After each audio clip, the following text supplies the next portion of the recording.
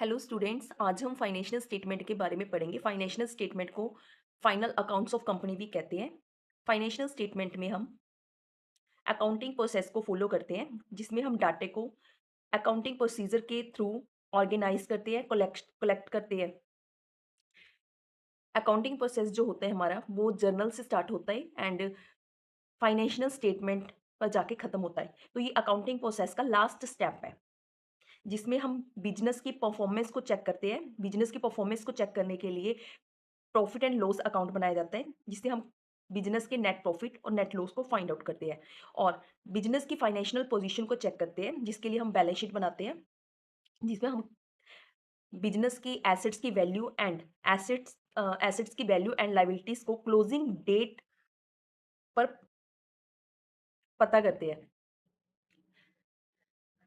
तो इसको traditional name से फाइनल अकाउंट्स ऑफ कंपनी बोला जाता है। और जो ये फाइनेंशियल स्टेटमेंट होती है, ये ट्रायल बैलेंस के बाद बनाई जाती है। ट्रायल बैलेंस बनने के बाद फाइनेंशियल स्टेटमेंट बनती है। So it means an organized collection of data according to the logical and consistent accounting procedure. A business firm may like to measure the performance of its business operation in terms of profit or loss. It also like to know the value of assets and liability on the closing date of accounting period.